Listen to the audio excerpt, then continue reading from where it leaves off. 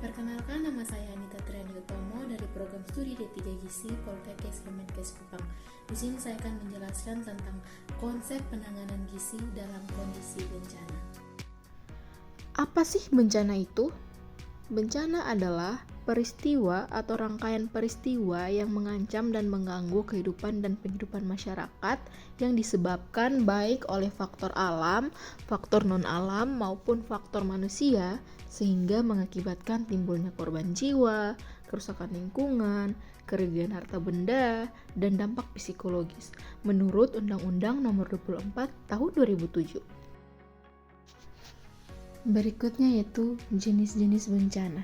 Yang pertama, bencana alam yang dimana meliputi gempa bumi, tsunami, gunung meletus, banjir, kekeringan, angin topan, dan tanah longsor.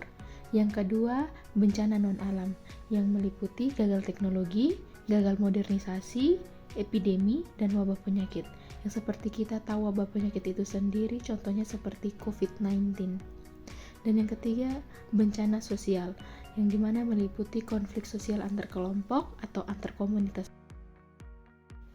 Berikutnya yaitu pencegahan bencana, yang dimana pertama itu adanya kesiapsiagaan, yang merupakan serangkaian kegiatan yang dilakukan untuk mengantisipasi bencana melalui pengorganisasian serta melalui langkah yang tepat guna dan berdaya guna.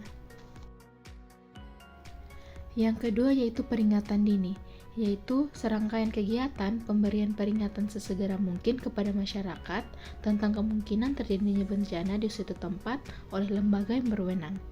Dan yang ketiga yaitu mitigasi, yaitu serangkaian upaya mengurangi risiko bencana, baik melalui pembangunan fisik maupun penyadaran dan peningkatan kemampuan menghadapi ancaman bencana.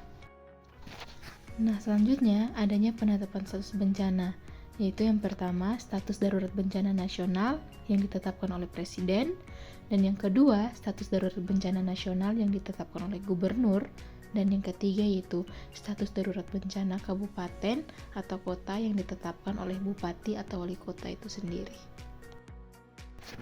Nah, berikutnya yaitu siklus penanggulangan bencana. Yang kita lihat di sini bahwa yang pertama itu adanya prabencana atau situasi tidak terjadi bencana, kemudian ke prabencana atau situasi ada potensi bencana, kemudian ditanggap darurat, dan terakhir proses pemulihan. Apa sih peran ahli gizi dalam pengelolaan bencana? Nah, yang pertama, penanganan gizi berperan penting dalam penanganan bencana dan krisis kesehatan untuk mempertahankan status gizi masyarakat dan mencegah risiko kesakitan dan kematian akibat kekurangan gizi, khususnya pada kelompok rentan. Kemudian, yang kedua yaitu masyarakat umum menjadi rentan terhadap masalah gizi apabila dampak bencana terjadi secara berkepanjangan. Dan yang ketiga yaitu pencegahan dan penanganan masalah gizi yang tidak tepat saat di situasi bencana dapat berakibat pada gangguan. Yang berikut yaitu adanya standar pelayanan operasional atau SOP gizi di bencana. Nah, yang pertama SOP pelayanan gizi di pengungsian.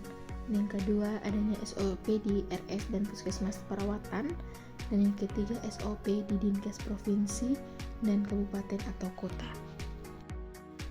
Dan yang terakhir yaitu laporan kegiatan di lokasi bencana, yang dimana pendahuluannya yaitu berisi tentang profil daerah bencana secara singkat, dan yang kedua yaitu masalah gizi di daerah bencana secara umum yang ditemui.